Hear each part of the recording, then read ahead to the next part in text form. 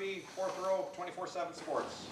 Jim, the helmet communication that is being installed this year, we talked to Ryan sort of about that already, but on the defensive side of the ball, how do you envision using that?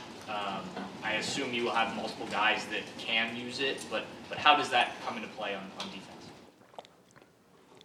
Yeah, you're gonna have to kind of see how it goes, how offenses are gonna change because of it. You know, it starts with our Mike linebacker. We'll have other guys who are up and prepared in the defense. You want to have veteran guys with it. So there's some organization to it that guys have to have extra helmets. If one guy's out of the game, the other guy has to be ready to put his comms on. So there's some details to it. We're working through it. Deep right, Dave Holmes, WSYX. Hey, Jim, Chip Kelly said in the first 7 or 8 practices that your defense was whipping his tail. I'm curious, is that the way you would assess it, and what did you see in those battles? No, I would, that's kind, but, it's a battle every day. I mean, you got offense, great receivers, a good running game. It's just a battle every day. It's back and forth, and iron sharpens iron, and everybody's challenging each other and trying to get better. Fifth row right, Spencer Holbrook, Letterman row.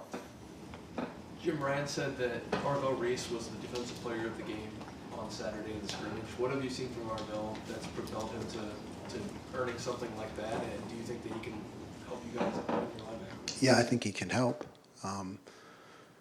Arvell has made great strides since he's been here, and when he's on the attack and he's playing downhill, he's really as good as anybody.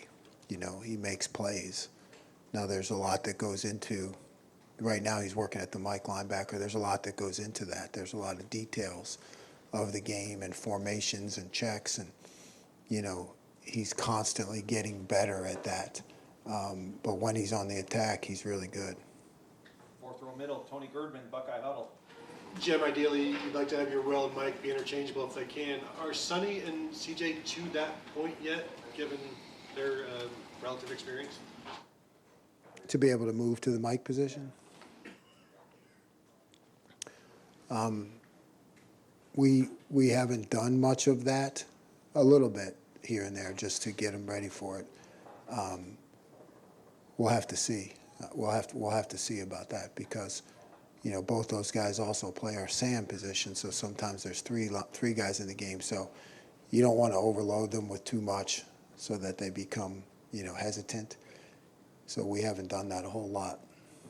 Right in front of him, Dan Hope, 11 Warriors. Jim, what have you seen from the defensive side of the ball and Will Howard over the last 2 weeks that enabled him to emerge as a starting quarterback? Well, he's making all the throws. I mean, he's stands in the pocket. He got great vision, arm strength. We got great receivers. He's putting the ball in places where only the receiver can catch it. So, to me, it's not just the arm strength, but he's making the pinpoint passes too. Tim May, the Tim May podcast. Yeah, going into Saturday, what's your biggest question going into Saturday scrimmage that you'd like to see maybe answered about your defense? If you follow what I'm saying there, is there still something glaring out there in your mind? Sure. It goes back to safety depth. I think I've mentioned it before, but we feel good about our starters, but they're the guys behind there with Malik and really McLean has really emerged, as a guy who's going to have to be ready to play. But you got kind of two guys that are unproven and still learning, and like every day in practice is a learning experience for them and a challenge, particularly if they get to go against our best receivers. So that's our safety depth needs to come along. Austin Ward, podcast. Jim, 2 weeks ago you were said something similar about the nickel spot. Do you feel better with Lorenzo being back out there? Or do you still feel that's a work in progress to find somebody behind Jordan? Have your thoughts changed since 2 weeks ago? Yeah, having Lorenzo back has really, to me, upped the level of that second defense. I think he's talented, so I think he's emerging as a guy we can count on. Fourth row right, welcome to the beat, Stefan Kroshnik from Cleveland.com. Whether it be in the practices or the scrimmage you guys just had, what kind of stands out to you about Chip's offense and what makes it difficult to defend? Well, he's, all kinds of things. I think very talented in the run game and the calls and keeping you off balance. And, the more our quarterbacks are learning what he does, you can see how they make adjustments. Because every defense has holes, and he's really good at finding it and challenging you to try to cover everything when we all know that's not possible. So, it's just him kind of being able to find where your weaknesses are. And as the quarterbacks learn things, it's showing up in practice. Third row left, Andy Andrews, 11 Warriors. From that second wave of defensive linemen, who's been making the most noise and catching your eye the most in these practices here? I'll tell you what, I think they've all been doing well. Caden McDonald, he shows up all the time. Curry and KJ and Mitch Melton, I think, are all extremely capable. All those guys can play. No problem with any of them in there. Hero Canoe, Hero Flash, he does flash. He does flash, looking for some consistency out of him, but he's flashing. So I think we really have a strong second unit there. As you know, we play a lot of guys, so they're all going to play. Bill Rabinowitz, Columbus Dispatch. I know coaches worry all the time about everything, but for you to have the biggest concern with backup safety, you got to feel pretty good. I mean, just how good do you feel about this defense right now? Yeah, you're right. And I never feel good, right? There's constant, it's just constant adjustments and to formations and learning and getting the checks right. We're putting more stress on them, to be able to have some different calls that we can make versus variety of formations. So, I feel good about our players now in just terms of, we're trying to create more pressure and create some different scheme-wise coverage adjustments. And I think that's just a constant learning experience. How's Edric Houston played? I don't know, for a young guy, Edric, he flashes. He's strong at the point of attack. He's got a great personality, and he'll always go hard. He's flashing. I could definitely see him in there this year. Second row right, Doug Maurice, Kings of the North. Jim, you've been coaching for a while. I'm not asking you to get out over your skis, but just when you're watching that scrimmage on Saturday, coaching that scrimmage, just both sides of the ball, the talent, the players, the opportunity, the potential, to just get a vibe of like what this team has a chance to be. Yeah, I mean, it's, I don't know. I'm probably not the best guy to comment on that because I'm so hyper focused on the details of the defense that, if the offense makes a good play, then, I'm blaming myself and trying to, figure out what happened and fix it. So, but I know that we have a lot of talent. We have a lot of great guys. We got a great attitude. Guys are coachable. So, when you're in the middle of it, you don't ever really step back and take a look at it. You just keep trying to push and push.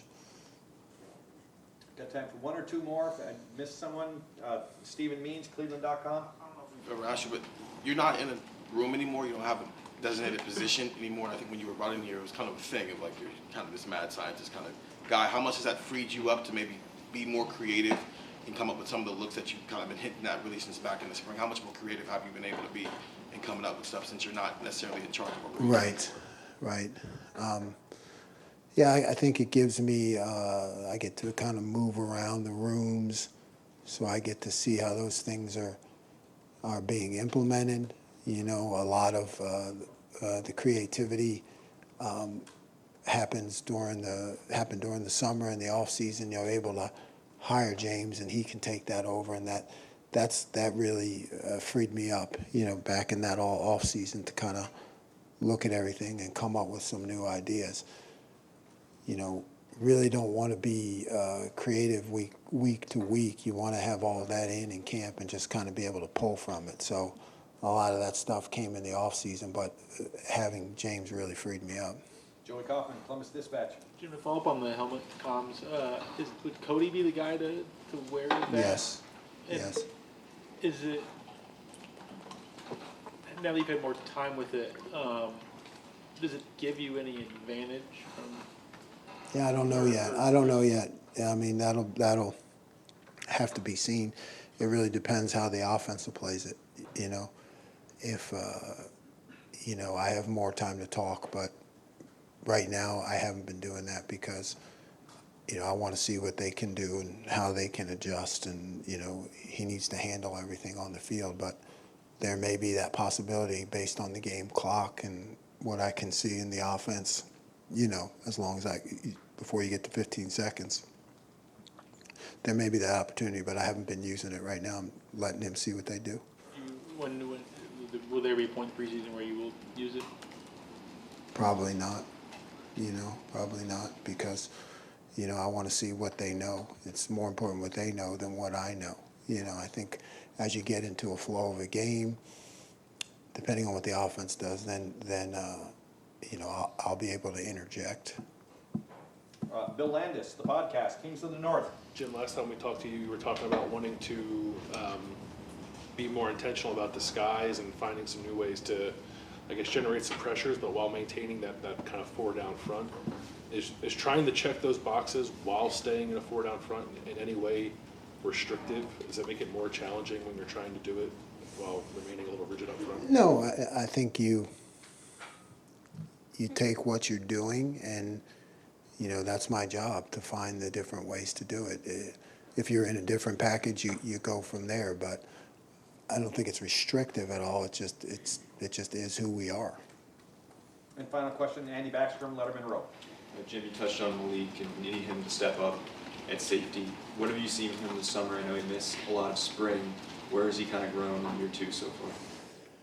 You know, he's growing in confidence. He's growing in confidence, and that's a huge thing for a safety because you got to, you know, manage the back end, and you got to be able to play the run and pass and decipher between the two. So for him, it's just all about confidence. He's got the talent, so it's just a matter of reps and confidence. Great, Coach, thank you very much. Thanks, Jim. Thanks, Jim. All right, folks, we need to clear out of this room so they can use it for meetings, podcasts on the indoor, otherwise additional writing out in the Biggs lobby.